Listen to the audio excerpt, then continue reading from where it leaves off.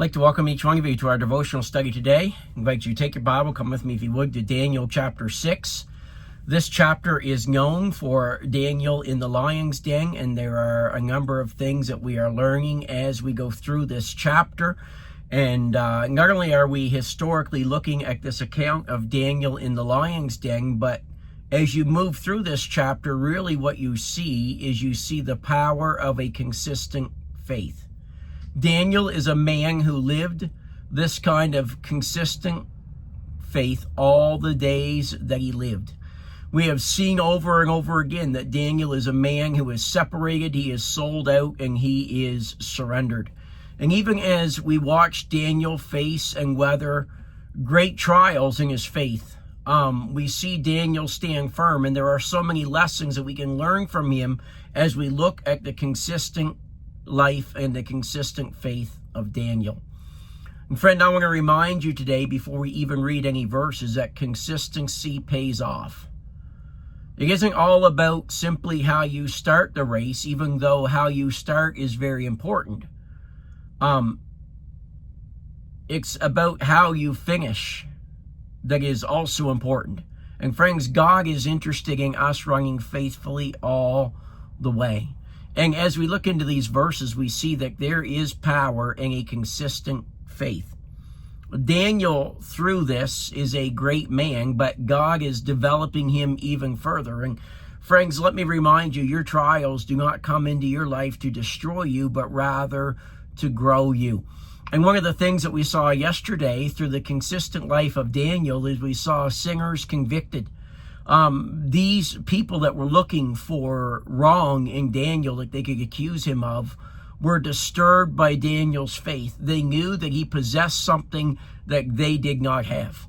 And friends, as the world watches the believer walk through the lion's den, they can see faith at work, and it touches their hearts. And Paul puts it this way in 2 Corinthians 3:2, that we are living epistles, and that people are reading our lives. And what do our lives communicate? Somebody has said one time, you are writing a gospel, a chapter each day, by the things that you do and the words that you say. People read what you write, distorted or true. What is the gospel according to you? Friend, don't think for a minute that the world does not see your peace and your actions and the help that you are receiving from the Lord in the midst of the difficulties of life.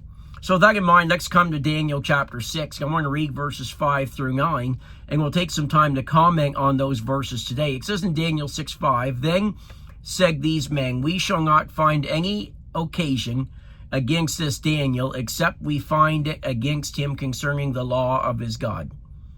Then these presidents and princes assembled together to the king, and said thus unto him, King Darius, live forever. All the presidents of the kingdom, the governors and the princes, the counselors and the captains have consulted together to establish a royal statute and to make a firm decree that whosoever shall ask a petition of any god or man for 30 days, save of thee, O king, he shall be cast into the den of lions. Now, O king, establish the decree and sign the writing, that it be not changed, according to the law of the Medes and the Persians, which altereth not. Wherefore King Darius signed the writing and the decree." So as we come into these verses, we find that there is a new law that is introduced in verses 5 through 9. And notice the approach of these conspirators, these people that have been watching Daniel and wanting to lay blame on him. First of all, we see here that they lied to the king. In verse 7, they implied that their recommendation was unanimous. Notice what it said there. It said, all the presidents of the kingdom. So they imply that this is a unanimous thought, but the truth is Daniel, who is the chief of the presidents, was not among them when this was consulted. So they lied to the king, but then also they flattered the king. In verse 7, it says, all the presidents of the kingdom, the governors, the princes, the counselors, and the captains have consulted together to establish a royal statute and to make a firm decree that whosoever shall ask a petition of any god or man for 30 days, save of thee, O king, he shall be cast into the den of lions. So, in verse 7 here, they are appealing to the king's pride. And that is always the design of flattery. It appeals to the pride of man. And friends, there is nothing ever good that comes from pride. Pride is a wicked thing, and it is mentioned that way over and over again in the Bible. Let me just give you a few verses that you can see that in. In Psalm chapter 12, verses 1 through 4, it talks about this pride and flattery. Psalm 78, verses 35 through 37, we can find this dealt with. Come with me, if you would, to Proverbs chapter 7. Proverbs chapter 7, verse 5, it says, that they may keep thee from the strange woman, from the stranger which flattereth with her lips. So there it's talked about flattery.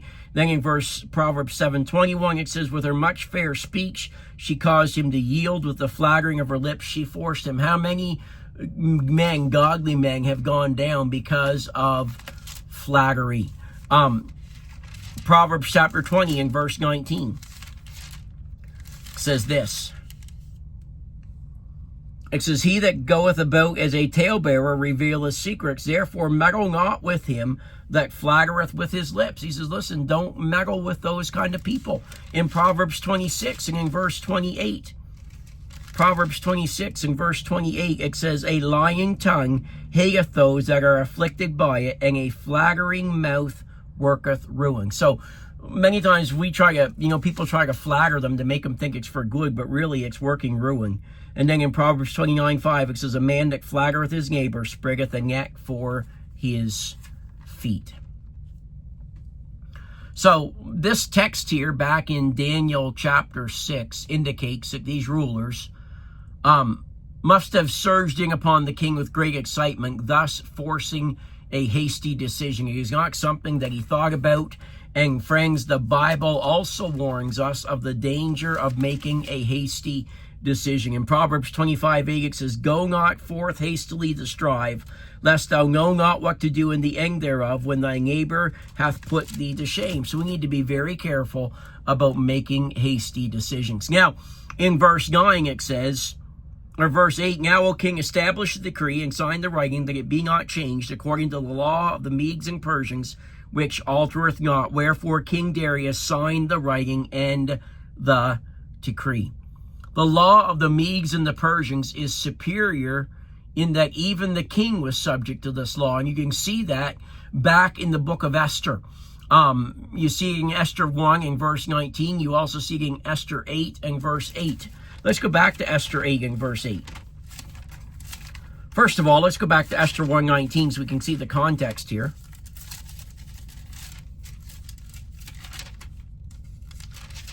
Esther 1:19 says, if it please the king, let there go a royal commandment from him, and let it be written among the law of the Persians and the Medes, that it be not altered, that Vashti come no more before King Ahasuerus, and let the king give her royal estate unto another that is better than she. So once again, even there it talks about the law of the Medes and the Persians, which cannot be altered. And then in Esther 8 verse 8, it says, write ye also for the Jews as it liketh you in the king's name, and seal it with the king's ring. For the writing which is written in the king's name and sealed with the king's ring may no man reverse. And the only way that such a law could be avoided was to make another law which would negate the effects of the first law. And that's exactly what happens in the book of Esther in order to save the Jewish people. In Esther 8 and in verse 11, it says, wherein the king granted the Jews which were in every city to gather themselves together and to stand for their life, to destroy, to slay, and to cause to perish all the power of the people and the province that would assault them, both little ones and women, to take the spoil of them for a prey. So what we're seeing here is that these presidents, these princes, are getting King Darius to sign this law, to make this law that could not be altered. And the whole reason why they're doing it is to trap Daniel, so because they know that Daniel's going to pray, and we'll see that as we come into it tomorrow, that Daniel is going to pray, and as a result of that, they're going to be able to get him and have him cast into the den of lions. And we'll see how this plot plays out as we move through this chapter. Have a great day.